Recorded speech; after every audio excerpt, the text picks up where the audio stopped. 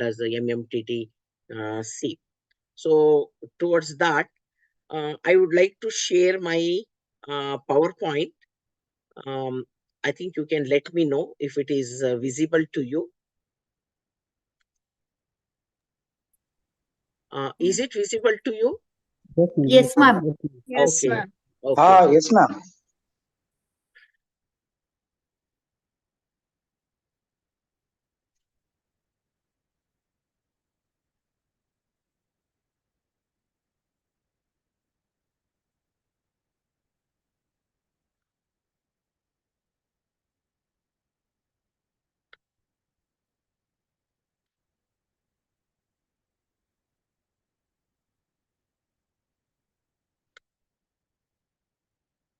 So the topic that I have chosen for today's presentation is learner diversity and inclusive teaching. As teachers, we all know and we also come across students who come from the different backgrounds. And we do find in our classroom, however small it is, even if it is a class of 10 also, that the learners that we get to our classroom, that they are diverse, that they are not, that they are all unique. So it's very important that in education, that the teacher should become conscious and should become aware about the learner diversity in order to see that the teaching is effective as well as the teaching becomes successful. So now, as a country with diverse population, with lot of diversity, maybe in language, in ethnicity, religion, geographical conditions, and all that, India is a country in NEP 2020. One of the very, very important topics that they have dealt with is with regard to the learner diversity as well as inclusive education. So to this effect, that today's presentation will be on learner diversity. That would be a first part, and how should be the inclusive teaching and what should be the teaching competencies, what should be the strategies to be used in an inclusive setup or as an inclusive education. And that is a second part, but I have put it together that I am going to deal with it. So we are going to learn what is the learner diversity as well as how do we go about inclusive teaching and what exactly the teachers are supposed to be doing it. And definitely that nowadays, like since the world has become a global village, no, so therefore we are experiencing a very, very rapid population increase, especially of diverse students in tertiary education sector. So whether it is a foundational education, whether it is a primary or secondary, everywhere we find that diverse students. But since now that we are focusing also on improving and widening the participation of students at the tertiary level, that is at the higher education level, even in higher education levels, we are getting the students from very, very diverse backgrounds. So this learner diversity is a multifaceted landscape. So learner diversity is not a single criteria because it is multifaceted, wherein we feel that the students have the complex intersections of identities as well as experiences. We are talking about the students will have the different multicultural, sometimes intercultural, different types of social identities, religious identities, and they come with different experiences. And the students may be from the domestic or maybe the students from the international level that we do come across that in our classrooms, especially at the higher education level. And these students will range across various, there are different types of differences are found, whether it comes to appearance of the students, maybe that is the physical appearance, what we call it as the race, maybe the different types of students belong to the different races, or maybe even if it is domestic also, the students belonging to different language, and the students maybe the able-bodied students, or maybe the students with some sort of a disability, or there may be gender differences, that is male or female, or maybe age, and there are so many other types of diversities which are sometimes are hidden, they are not visible. When it comes to probably the appearance, that is physical appearance, or just a language, or maybe whether an individual is able-bodied, or maybe a student has got some disability, or maybe the age or gender, sometimes these type of diversities can be seen. But there are certain other types of diversities which are not visible, which cannot be directly be observable. So those can be, maybe there are differences in the learning skills of the students, or maybe the work experiences of the students, and there can also be differences in the social strata or maybe socioeconomic status. Thus, there can be differences in the rural and urban.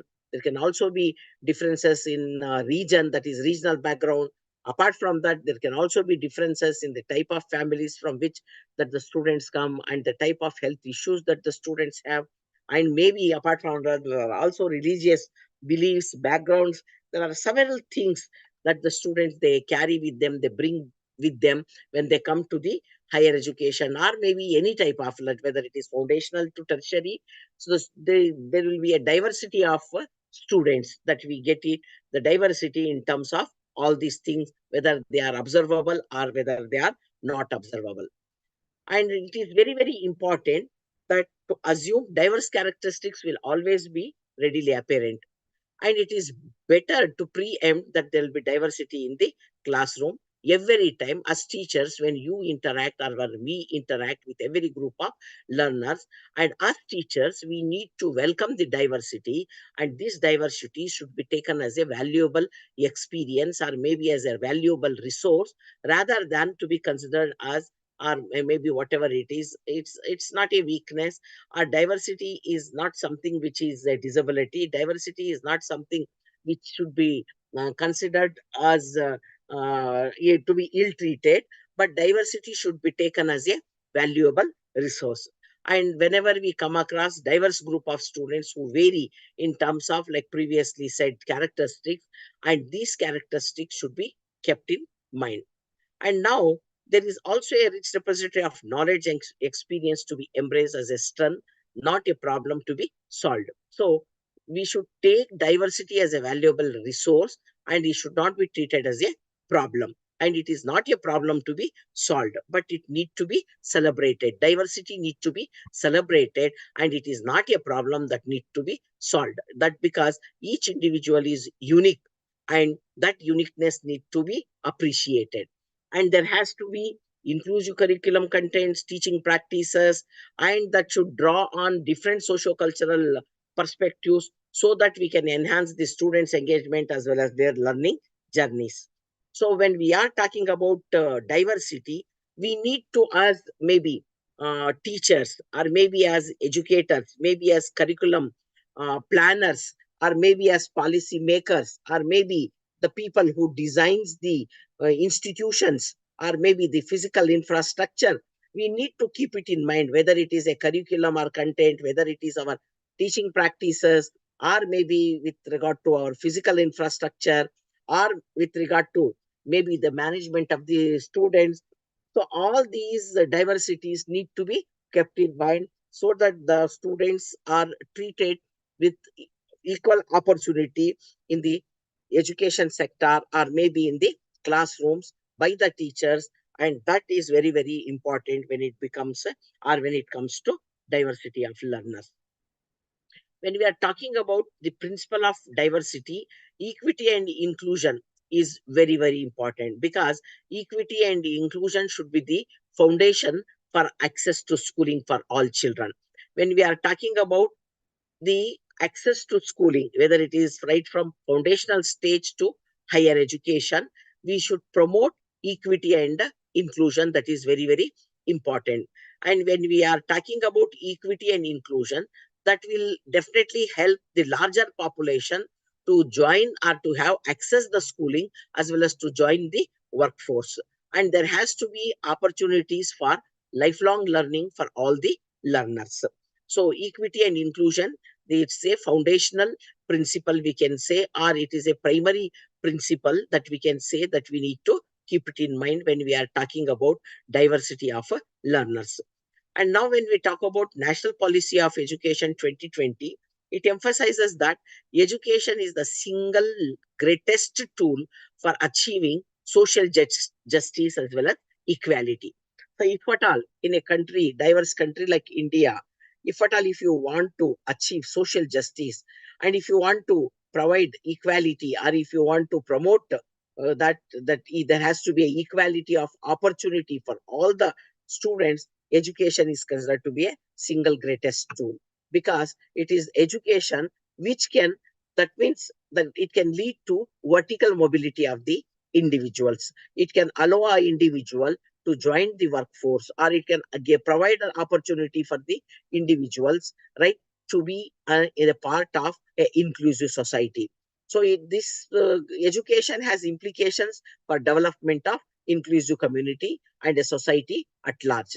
So it is very important that education, that means all the people, or maybe whether it is adult, when it considered as tertiary education, or maybe when it is at the foundational level, or at a primary or secondary level, all children should have that opportunity. So there has to be a equality. Then only they can become a part of the inclusive community as well as the inclusive society. Otherwise, maybe some part of children, or maybe some part of adults, they may be excluded from this community as well as society at large.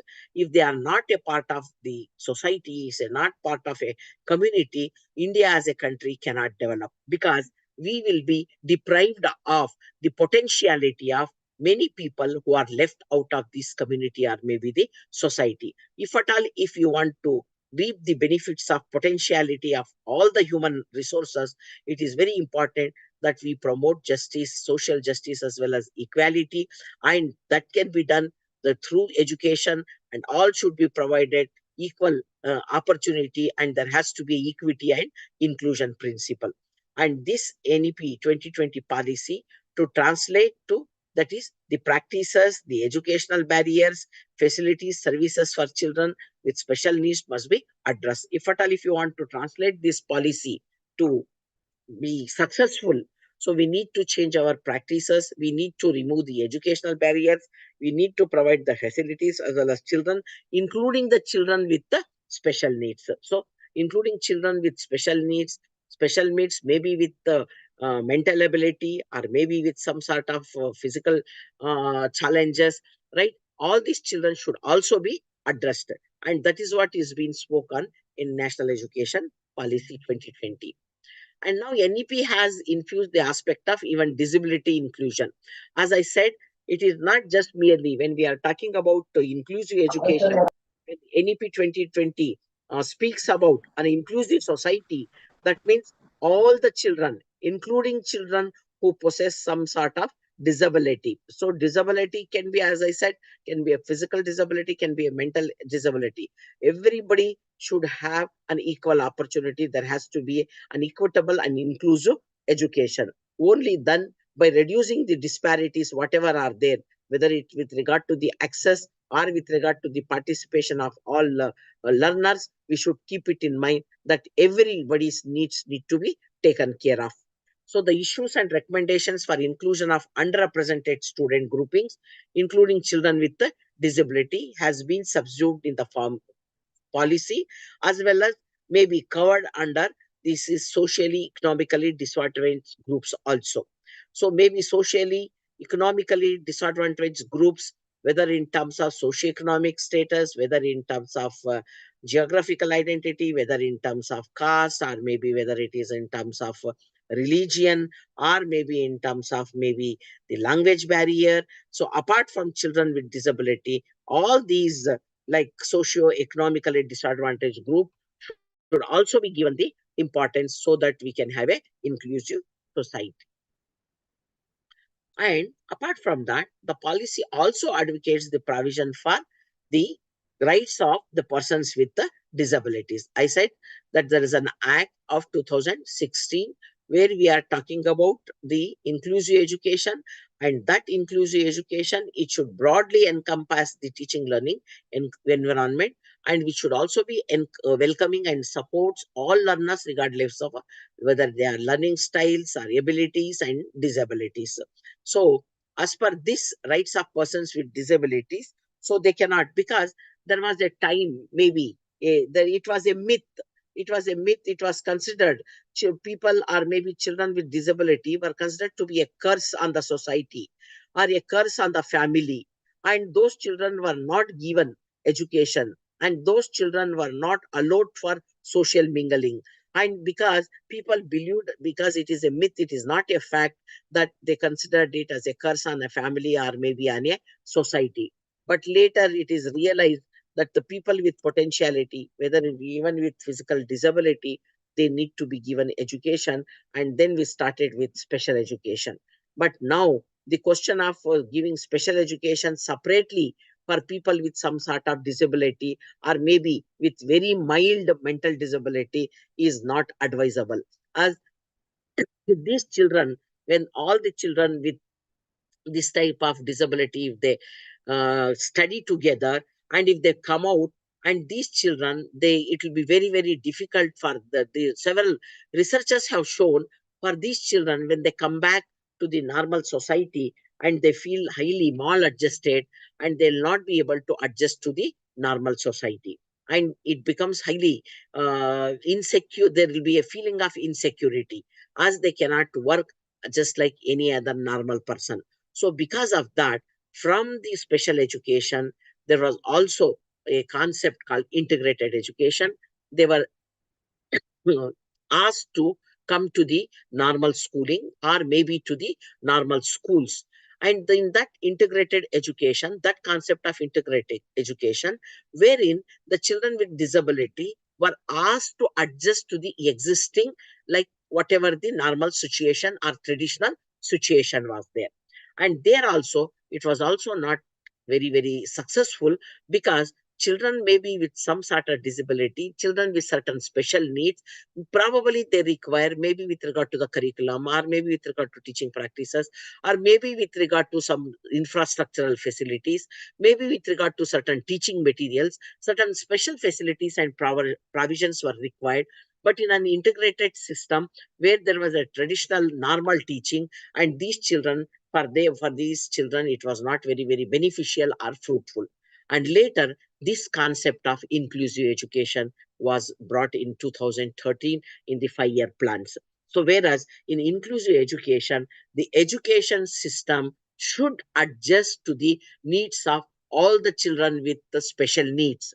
So, the system should adjust to the children's special needs, including the needs of children with socio-economic disability also. It is not merely physical disability, is not merely mental disability, but also groups which belongs to marginalized groups, maybe whether they are socio-economically backward, or maybe whether they are religious backward, or maybe in terms of caste or creed, or maybe in terms of minority, or maybe in terms of regional imbalances, or maybe with regard to language, whatever it is, they are all called as socio-economically like disadvantaged groups. So inclusive education is a concept where that the education system should adjust to all these people who have certain special needs, apart from children, including the gifted children, including the normal children. So, or it's not that the normal children or gifted children are neglected. All children, whether it is gifted, normal, or children with disability, or children with special needs, everyone needs to be taken care of. So that system which adjusts to the needs of all the children, regardless of their learning styles or abilities or even disabilities, and that such a concept was being spoken even in case of NEP 2020. And the policy recommends inclusion and equal participation of children with special need across all stages of school education, whether it is a foundational stage or tertiary education. And to that end, endorses a whole school approach to inclusion, such as resourcing school complexes and resource centers, engagement of special educators, capacity building of teachers and special educators, teaching learning materials, and co-curricular activities such as arts, sports, vocational education, etc., which can equip all the learners for the 21st century schools. So, NEP 2020, in order to see that inclusion happens, so that we can have an inclusive society, they have spoken how should we go about reallocating the resources. So, by combining the schools with low infrastructure, or maybe with low resources, with schools who have better infrastructure or better facilities or maybe better resources, and even the teachers and capacity building of teachers. Teachers should know to handle the children with diverse backgrounds. Teachers should know how to handle children with special needs. Teachers should know how to handle the children with the disability. So for that, there need to be some sort of capacity building programs for the teachers also. And there should also be, apart from the regular teachers, there should also be special educators wherever there is a need be, in maybe in the normal schools in an inclusive setup. Apart from the teaching learning materials which cater to the needs of all the children, and also the co-curricular activities, whether it is arts, sports, or vocational education, everything. So there has to be a variety which equips all the learners so that they can face the 21st century across the globe with all the required skills. Now, there is a centrally sponsored scheme of Samagra Shiksha, which is an integrated scheme of the Ministry of Education for school education, which caters from pre-primary to senior secondary schools. So, this is also a very, very important in order to promote equity, in order to promote access at a lower level, right from primary to senior secondary level. So, this centrally sponsored scheme is also there, so that this scheme provides access to all the children as well as equal opportunity to all the children. And the scheme also aims to universalize access to school education and supports all states as well as the union territories in implementing the recommendations of NEP 2020. So in order to have equity and inclusion at all levels of school education, so one of the major, which is one of the major objective of this national policy of education, including for all the children, including the rights of the persons with disability, right?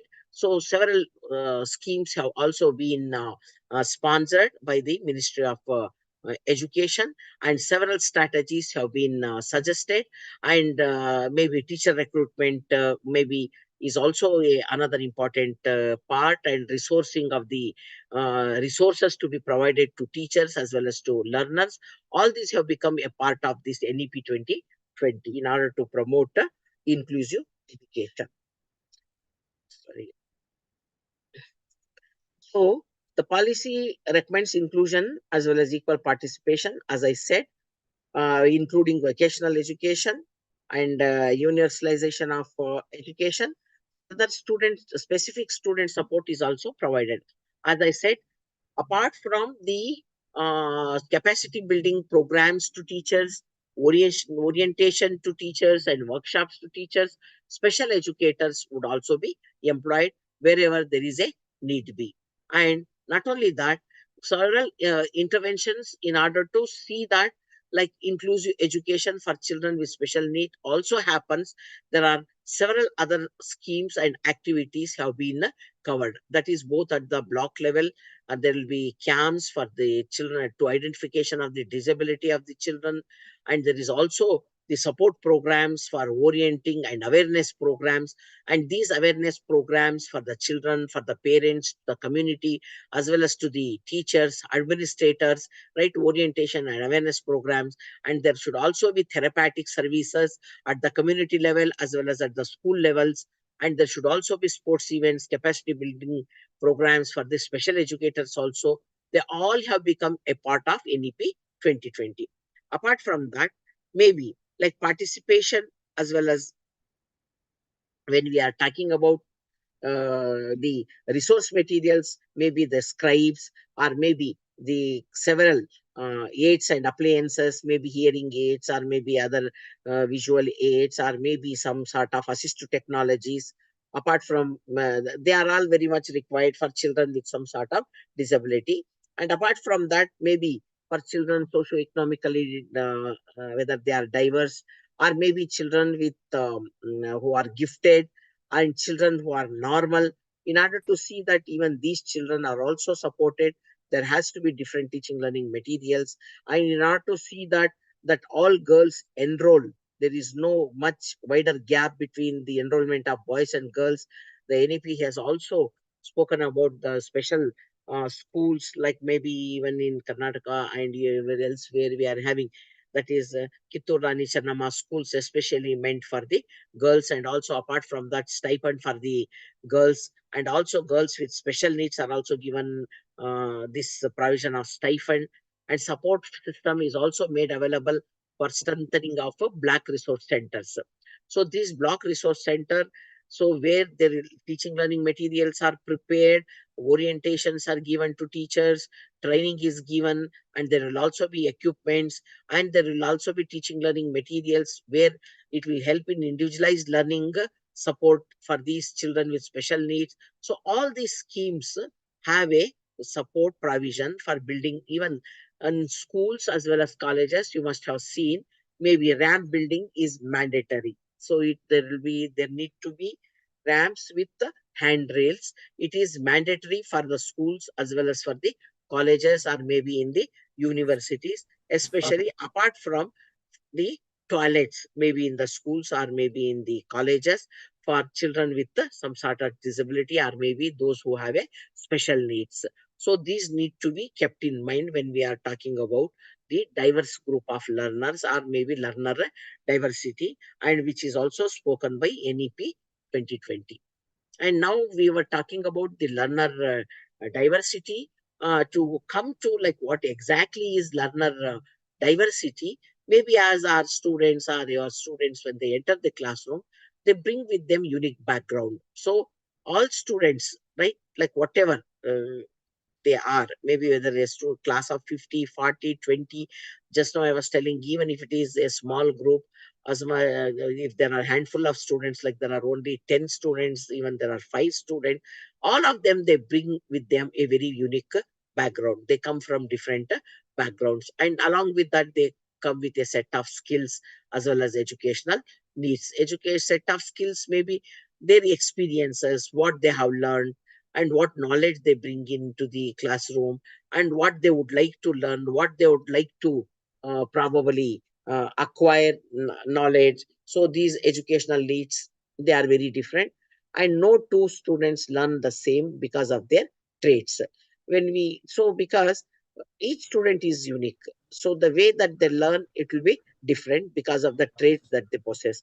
When we talk about identical twins, when even identical twins are, when we say identical twins, though we say that they are identical twins, but still the way that they learn, or maybe that the types of traits that they possess, though they share certain things, but still they have a lot of differences. So how can we expect even two students who are coming from diverse backgrounds to be same? So this diversity need to be acknowledged. So learner diversity is everything that makes people different from each other. So what is that learner diversity? It can be in terms of race, it can be ethnicity, it can be a gender, it can be a sexual orientation, it can be a socioeconomic status, it can be a differences in ability, or it may be differences in religious beliefs. Apart from that, maybe a differences in regional background, differences maybe in language background. I have not put everything here. There can be several types of differences. That is why we said, so this learner diversity is a multifaceted, it is a term. So there can be differences in various aspects, in various traits of the individual. Maybe there can also be intellectual differences. The differences maybe in the students' observational skills, maybe the capacity or maybe the ability to have attention. There can be so many psychological traits, social traits, maybe the physical traits. There are differences in everything that the students come with. And the students also vary in their ability to learn. In a Usually how the students learn, the ability to learn also differs from student to student.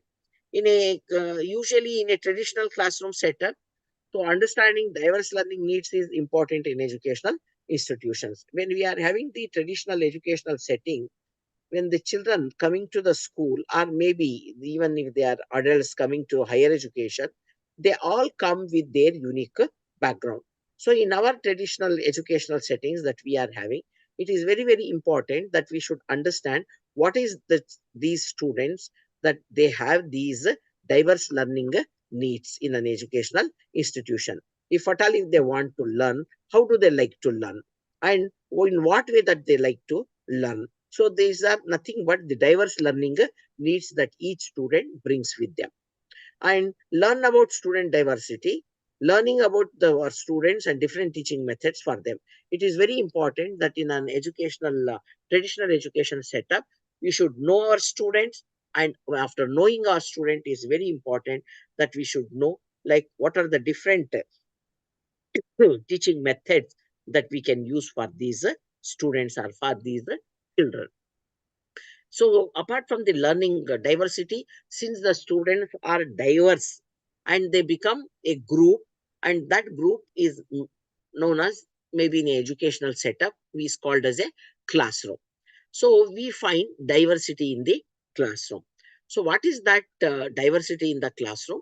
So diversity in the classroom is just not referred to only the cultural diversity.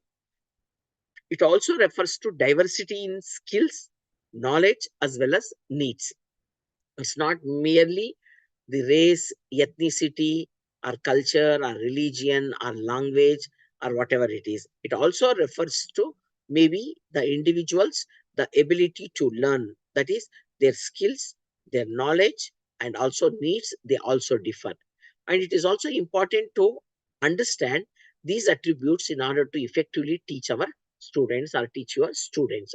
If at all, if you want to teach all these children or all these students very effectively, it is very important that we understand apart from their cultural diversity, we also need to understand what are the skills that these students are possessing, what is the level of knowledge that they possess, and what are the needs that they are having. It is very important to first know the level of knowledge, or that means what is the input that they are bringing into the classroom. Only after understanding that the input that they have brought to the classroom, the teachers can build over that cumulatively, depending upon the needs of the students. The student may come with a lot of skill and knowledge. Some student may come with average. Some student may come with a very little knowledge. Some student may have different knowledge and skill, may not be having a type of skill and knowledge which is required for an academic setup. So after understanding the learner, it is very important to understand what is their needs. So, if at all, if you want to teach our students effectively, understanding the students' skill, knowledge, and needs, apart from understanding the cultural diversity, is also very, very important. So, diversity in classroom also refers to not only skill, knowledge, and needs, but also it refers to the individuals. Maybe it is age, or maybe it is race, or maybe it is socioeconomic status, or maybe it is gender identity, or gender expression, or maybe the sexual orientation, disability, nationality. So all these comprise a person's social identity. So when an individual comes to the school or maybe to a college or tertiary level, they come with some sort of a social identity. So the social identity is comprised of all these things, whether it is gender, it is age, race, socioeconomic status, or maybe their nationality, or maybe the ability or disability, or their culture, their religious beliefs. All these things put together, the individual develops a social identity, and they come with that social identity. And to define diversity in classroom, it helps to understand like what diversity is in itself. And you simply, if you put it, diversity is everything that makes people different from each other. So diversity is nothing but which is something which make people different from each other in terms of any of these, maybe race or ethnicity, gender or socioeconomic status, ability or religious beliefs, or maybe like regional or maybe language. It can be anything for that matter. When it comes to education, diversity in the classroom is a phrase that refers to a broad range of ideas and initiatives to create learning environments that are safe, inclusive, and equitable for as many identities as possible. So, when it comes to education, when we are talking about diversity in classroom, so we should know that we should have the broad range of ideas and we should have multiple initiatives. So these multiple initiatives will help in creating those learning the environments or experiences, and those learning experiences should be safe, and that should be inclusive, and that should be equitable for all the identities as possible. That means all children should get equal importance, and they should get equal opportunity, and they should be inclusive in the sense, that means maybe if there is a class of 40, and you cannot just exclude certain students because they are not understanding, they are incapable of learning, and you should find out how they are going to learn, and what is that you can do in order to see that those students also become a part of the group. But they definitely they learn, but they do learn in a different manner. So providing that difference, that is different manner how they like to learn, that becomes a inclusive setup. So recognizing, fostering and developing sensitivity to the needs of the people in various identity categories are primary aims of educational diversity. So you need to recognize, you need to become sensitive, and then you should foster and you should develop such type of initiatives where all the individuals, they get an equal opportunity in a diverse situation. Why is diversity in the classroom important? As I said, maybe when I am talking about the diversity, diversity should be celebrated as a valuable resource rather than considering it as a problem. Diversity should not be taken as a problem but as a resource, valuable resource. So that is the reason that we say that diversity is very important in the classroom. So why is it important in the classroom? So because there is a benefit of teaching diversity as statistically proven to improve number of students outcome. There are several researches which are being conducted and found statistically, in the sense there are significant differences were found with regard to whenever there is a diversity in teaching, wherever the students are benefited, wherever there are inclusive classrooms, that will improve the students' outcome. So the students' outcome can be learning outcome, it can be in terms of social desirability, it can be making the individuals humane, right? There are several types of student outcomes that will improve a number of student outcomes, because the researchers have proven that diversity is a very, very important aspects. There are a few years of researchers and they have included, that means studied diversity teachings in the classroom. Wherever there were classrooms where there were diversity teaching, they have tried to conduct the researchers compared with the traditional teaching where there is no diversity in teaching, and they have found out that the best results to be very, very better in case of students where there is a diversity teaching. So according to research conducted by Queen's University of Charlotte, when lesson plans reflect the students and their varied backgrounds, they develop a deeper knowledge of a subject as they explore it from varying perspectives. When teachers, there are various schools, teachers, when they have prepared the lesson plans as per the needs of the children, as per the background of the children, right? And they have explored and they have found out that the students have developed the deeper knowledge because they have learned what they wanted to learn in various ways in which the way they wanted to learn. And studies have also shown that having diverse classroom helps develop tolerance and greater sense of security when in environments with other foreign cultures are present. See, when there are diverse classrooms, in when it is a inclusive setup, the students have developed tolerance, maybe tolerance towards race, tolerance towards culture, maybe tolerance towards other ethnicity, maybe religion, right? Language. When every one's language, excuse me, excuse me 1 minute.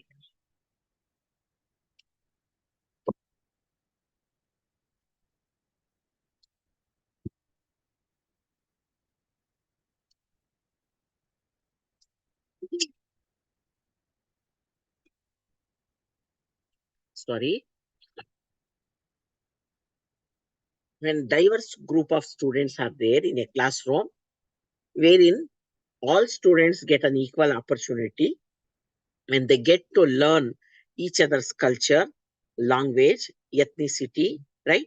That is the reason they develop tolerance as well as they also develop a sense of security, because no student will feel insecure because everyone is getting a equal opportunity.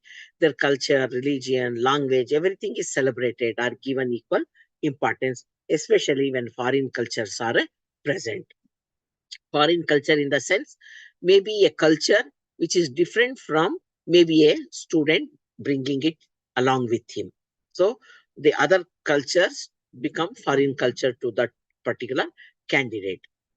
It also helps the students to learn about other languages, cultures, and would also encourage them to be intercultural and interculturally sensitive. So it is an opportunity for the children also, because they are all student outcomes. Not only it is an academic outcome, but also they learn the subject, maybe subject matter very well, because there are different learning materials available to them, different ways of learning is available to them. Apart from that, it is very important, if at all, if you want to make individuals humane, if you want to prepare good human beings, right? It is not merely preparing the doctors or engineers, teachers or lawyers or anything. Apart from above everything, you need to prepare good human beings. If at all, if you want to prepare good human beings, they should become sensitive to other languages, cultures, right? And existence of other diversity, and they should develop tolerance, and they should celebrate the other cultures, language, religions equally. So then we can also prepare, and we can also develop the intercultural sensitivity, and we can make them humane. When working and learning with people from a variety of backgrounds and cultures, students gain a more comprehensive understanding of the subject matter. So it is not just merely getting like what is there as a part of the syllabus or what is there in the books. Maybe when they work with students from diverse backgrounds or cultures, they get a more comprehensive understanding of subject matter. Subject matter here, they learn not just merely the school subject, they learn the lessons for life. That is how to spend or how to maybe having a rich life or a good life, how to adapt themselves in different situations, in different cultures, right? And how to understand other people. So learning for life is very, very important. And this is possible when we are talking about diverse background cultures and inclusive teaching. And even diversity among students in education directly impacts their performance also. So there are several studies. They have shown that students work better in diverse environments. It enables them to concentrate and push themselves further when there are people of other backgrounds working alongside them, because they like to learn more from others, their background, maybe their beliefs, maybe their traditions, maybe the practices or the language. So when they understand people better, when they understand, that means their mental horizon is widened, their learning becomes widened, automatically it impacts their performance also. It may be an academic performance, it may be a social performance, or it may be a intellectual performance. There can be a different types of performance. Various studies have shown that their performance increases here. Performance need not be only academically, but also socially, maybe intellectually, right? Maybe morally, the performance of the students would increase when they work with the diverse groups. So teaching diversity in the classroom promotes creativity as well as better education, as those with differing viewpoints are able to collaborate to create solutions. So it also promotes creativity. Why? Where there is a difference, where there are different viewpoints, when they understand, when they analyze different viewpoints, when they start thinking, when they start viewing things from others' point of view, so their mental horizon is widened, and then they start collaborating things, synthesizing things, and they would learn how to create solutions to problems and how to make better decisions. So that way it also develops creativity of the individuals when they work in, when there is a diversity in the classroom. Diversity in the classroom teaching and example. So when you are learning about and understanding diversity in the classroom, it can enhance the perspective of both prospective and developing teachers in many ways as they engage with the realities of today's classroom. So we are also having the teachers, that means teachers who are teaching in the classroom, are also there are also teachers who are going to become teachers, prospective teachers or would be teachers. If they learn, if they understand the diversity in the classroom, and that can enhance their and how to engage with the realities of today's classroom. When they go to the classrooms, both the teachers like who are already there and also the prospective teachers, the would-be teachers, they would learn to engage with the realities of the classrooms. That means where there are diverse groups. First, today's teachers are likely to confront a range of different types of students, are students with different socioeconomic backgrounds, different learning abilities or disabilities, different ethnic or religious identities. And secondly, they would also work effectively with classroom diversity because it is critical to promoting educational equity and also optimizing both access and outcomes. When we are talking about teachers, they would likely to confront a range of different types of students because as already teachers who are there already teaching, they know it, and prospective teachers would be teachers. When they enter the classroom, they are going to confront that there are differences with regard to the students backgrounds. Only when they learn about the students backgrounds, whether it is ethnicity or abilities or maybe their beliefs or anything, then only they can work very effectively. And when they can work effectively, definitely, and in order to work effectively, they should promote the equity and they should see that they provide equal access to students, and thereby it helps in the better outcomes, learning outcomes, as well as students' performances are improved. And thirdly, learning about diversity and developing strategies for working productively with those who are different entails short and long term benefits for students. As I said, when you are having a group of students with diverse backgrounds, and when as teachers, when you develop strategies to work productively with these types of students, it will have a both short term as well as long term benefits for the students. As I said, the short term benefits can be academically, they may become better, or maybe their understanding becomes better, their comprehension becomes better, and their performance becomes better. As a long term, as I said, maybe socially, morally, and in terms of their race, or sorry, in terms of their attitude, they develop that tolerance, they develop that feeling of maybe oneness, maybe the helping the people, and they become better human beings, and they become in a long term become better human beings with a proper attitude or sensitivity, or maybe with tolerance or with understanding. It has a long term benefits also.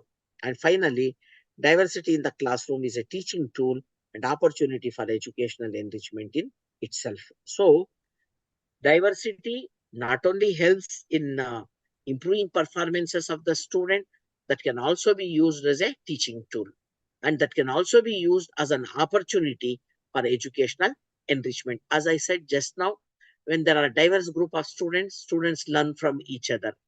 They understand other cultures, backgrounds, language, beliefs, identities, and everything.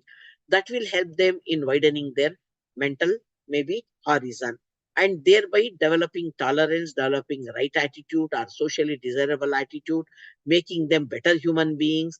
And at the same time, that will also provide them to enhance the educational enrichment itself. When they have all these enrichment, that automatically, maybe in a classroom, it helps in the educational enrichment. If we explore the impact of diversity in education, so diversity matters for students and how teachers can foster this diversity inclusive learning environment. So when diversity is so important, teachers should understand like how to foster diverse and inclusive learning environment. So when there is a fire diversity, how to develop the socially desirable attitude towards diversity. How that it should be celebrated as a valuable resource, not as a problem.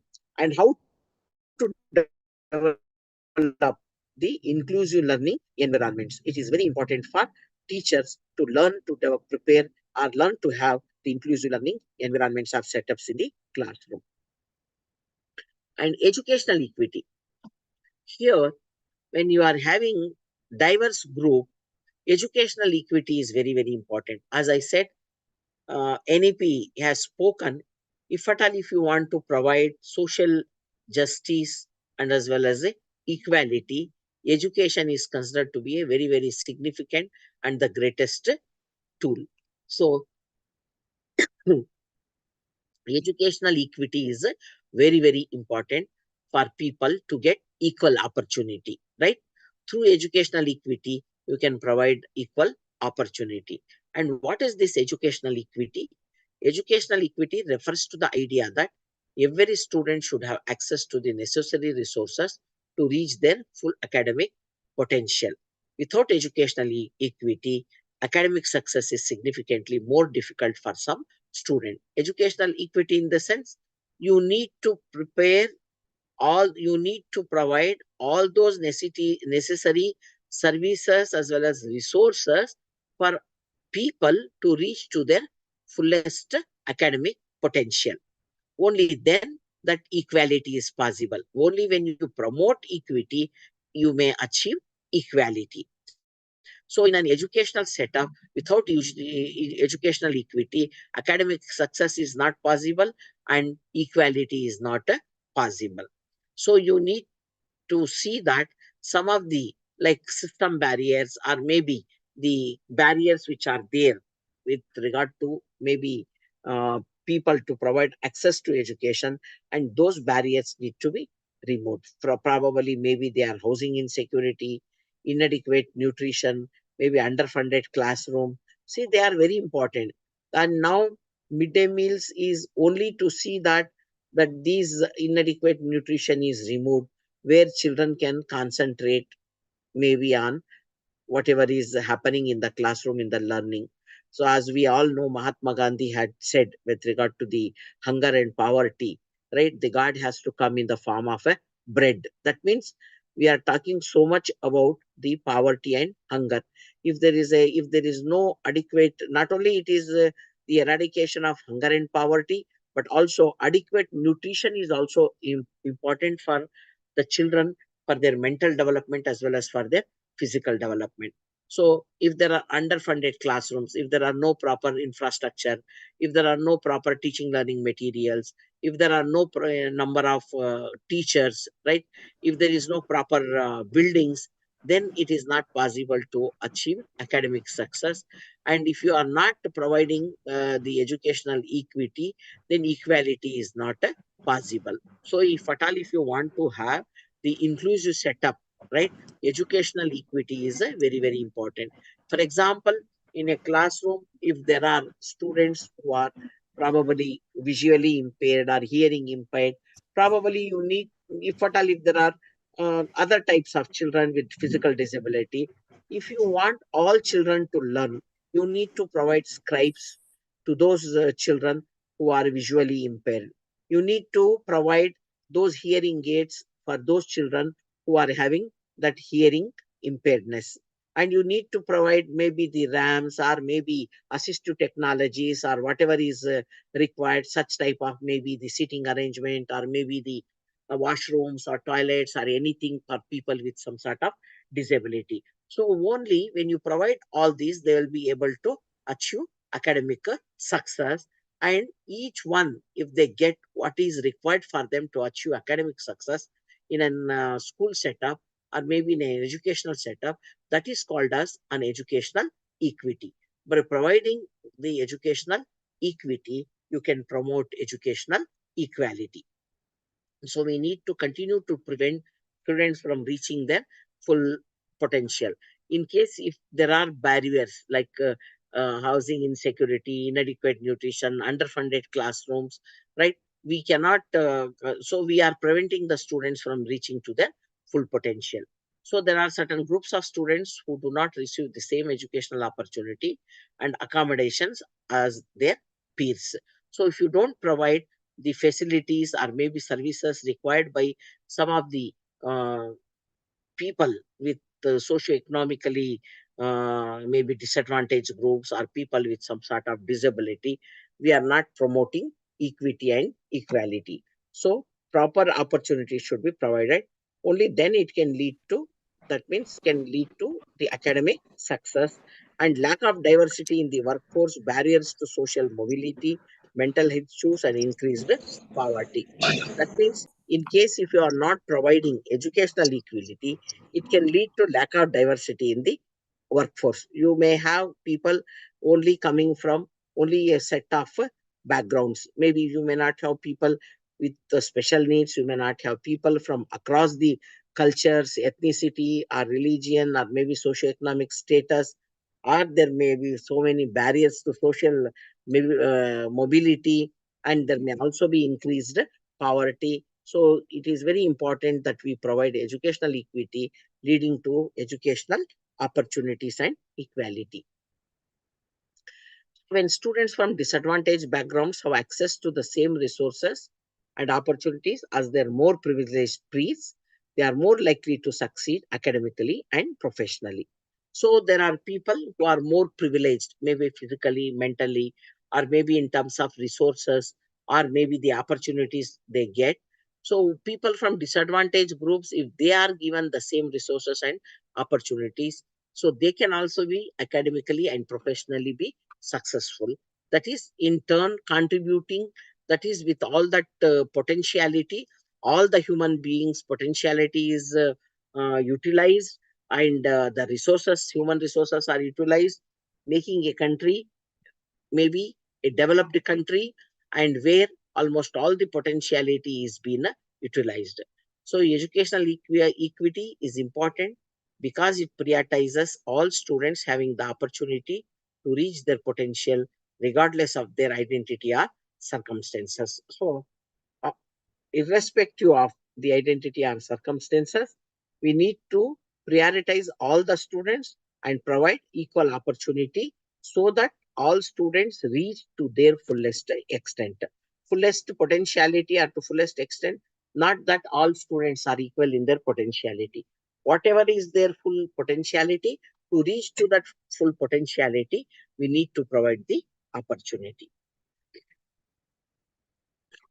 So there is a diversity, there is a culture and social identities. So when we are talking about diversity, culture and social identity in the classroom, it refers to, again, it is been many a times repeated, refers to social identities, person's age, race, socioeconomic status, gender identity, expression, and nationality. All these comprises social identity. So it is very, very important that we should, and it is usually when it comes to maybe the socioeconomic status, race or ethnicity or whatever it is, many a times it is intersectional and also overlapping, and many aspects of our identities change over time. Sometimes maybe the language may change, the geographical condition may change, sometimes the socioeconomic status may change. Okay, so because of that, even the social identities also sometimes keeps changing. Types of diversity that can be present in the classroom include, it can be ability diversity. Ability diversity includes differences in students' physical, mental, and learning abilities. So, differences in students' physical, maybe it may be sports, it may be vocational training, or it may be a student's learning a physical skill, whether it is a doctor, whether it is an engineer, or maybe it is a artisan, or maybe a student where the finger dexterity or maybe the muscular movements are required. It differs, maybe whether it is swimming, riding, cycling, or any type of things that requires a physical strength, right? That differs from person to person. There can also be mental abilities. Mental abilities, that means individuals' level of intelligence, creativity, level of comprehension, and ability to concentrate, or ability to observe, and ability to solve the problems, right? And to analyze situations, ability to take decisions, right? There are so many things when it comes to mental abilities and maybe learning abilities. Some students learn very quickly, Some students may take more time, and a few students may take a very, very long time. Even the learning ability differs. So the learning ability, again, it is based on the mental and physical ability, the type of environment that is provided, the type of teaching material, the maybe type of teaching methods. All these things would have an impact on the learning ability of the students. It may be age diversity. This includes differences in students' ages. Maybe in a classroom setup, the students' age may not differ too much, but still there can also be a bit of differences in the age. Maybe students with chronologically having a probably maybe older students will have more of a maturity or a more of psychomotor coordination when it comes to especially pre-primary education or sometimes primary education. uh, the more the like a 3-year-old child's the psychomotor ability to handle things, to coordinate things, will be different from a 5 or 6-year-old child. So that way, the age differences can also impact maybe the diversity in the classroom. Apart from that, gender diversity. It includes differences in students' gender identity and expression. Of course, there are a lot of research studies which have shown maybe in cultures where the girls are given maybe the lesser status as compared to a male person. It is there not only in India, maybe all over the world, but only the degree may differ. But nowadays, this type of gender identity is also there is a lot of awareness, and there are also a lot of orientations and all that, and people are trying to recognize whether it is a boy or a girl. Parent wants to give equal importance, and parent wants to give the as per their ability the type of education, or maybe the type of facilities, or maybe resources as far as possible, equal resources, whether it is a male or a female child. And that is also, that is even in a classroom, how a male child is treated and female child is treated.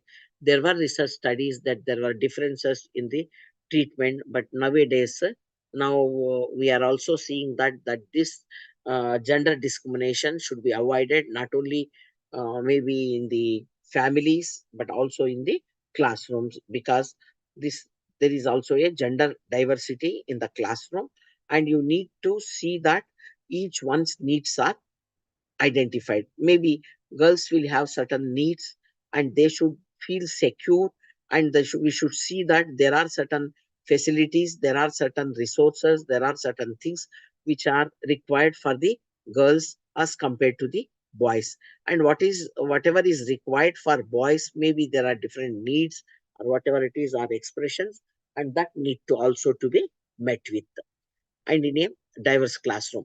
Of course, apart from that, there is also a ethnic diversity. So that may include maybe a race ethnicity, or there may be a national origin, or maybe the language. It also includes what is spoken at home may be different from a regional language, maybe from a national language. It may be so that may also have a effect.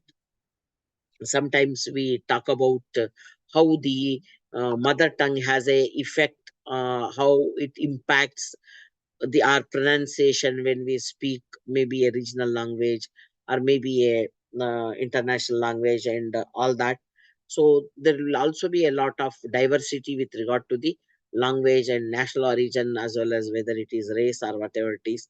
When there is a ethnic diversity in the classroom, we need to keep it in mind that all these people need to be treated on par with each other. And also, there is a religious diversity. This includes differences in belonging to and identifying the values or practices of a particular religion or sect. Every religion has its own traditions, its own probably what we call it as customs, practices, right? As well as they have their own values. So they need to be, that means one should not look down upon somebody's practices or somebody's values, or somebody's customs or maybe beliefs. So each religion has its own set of these values, practices, customs, or maybe traditions and all that. And we should see that in a diverse classroom, these religious diversity should also be taken care of, that no children should be looked down upon based on religion. So apart from that, there can also be a socio-economic diversity. So the socio-economic diversity basically is with regard to the income of the children's parents, or maybe educational level of the children's parents, or maybe their occupation. So, as also the housing security and stability with regard to students and their families. Students may come from higher socioeconomic status, average or middle socioeconomic status, or lower socioeconomic status. And also there may be children who are coming from probably single parents home, or broken homes, or maybe slums, or even children coming from very disturbed families, right? So this will also impact their educational success. So as teachers, we need to understand the children's socioeconomic status and the type of background that they bring in, and what type of educational needs that they are having when we are talking about diversity in the classroom. And experiential diversity. And the experiential diversity, of course, each child who comes from a unique background with regard to their maybe traditions, customs, values, practices, or depending on their parents' income or occupation, or the type of socioeconomic status that they are having, usually their experiences also differ. And apart from these experiences, there are also other type of life experiences which can be called as immigration, right? We have children, migrant children, we are having migrant students, and people coming from military services, and children who are being coming from adoption, right? Or foster care children. There are different types of children who have different experiential diversity coming from such type of background. And one, as teachers, we need to see that there may be such type of students present in the classroom with that type of experiential diversity, or maybe sexual orientation or diversity, and it includes differences in students' sexual orientation. But nowadays, maybe several countries like America and even in India, there is a lot of movement to recognize their sexual orientation, whether maybe it is gay marriages, or maybe lesbian, or maybe bisexual, or whatever it is. So the individual's sexual orientation may be there. And what we are trying to say that children need to be taught to respect the individual sexual orientation, whether they are transgender children. Of course, we know that all of us, we are having the experiences that these transgenders are found begging, maybe in the wherever there are multiple number of people in markets, or maybe in bus stands, or in trains, or wherever there is a signal, you see a lot of transgenders, because these people are looked down upon. And when we talk about inclusive society, not even such type of people should be excluded from a inclusive society. They should be also be given an opportunity to study, to be in a classroom, to study, to take up the occupations, because many a times we have learned that they are also not given jobs, they are not given work.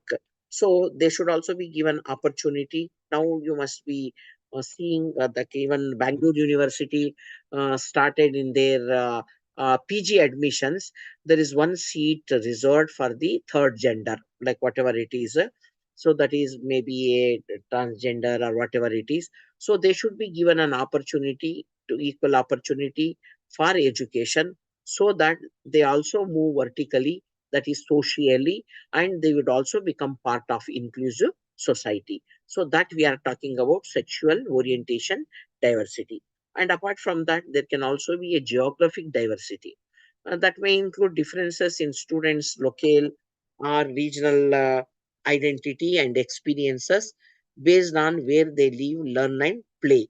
So there are rural areas, there are urban areas, there are metropolitan cities, there are also mega cities, different types of experiences are there.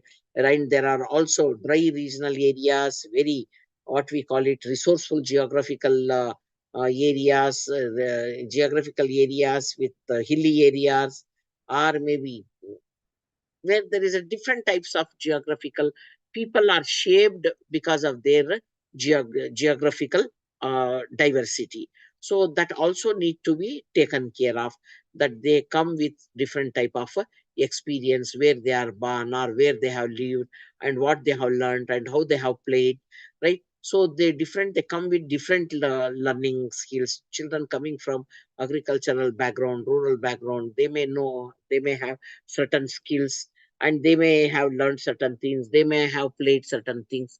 And students with other urban cities, or maybe they may have a different experience and all that. So this geographic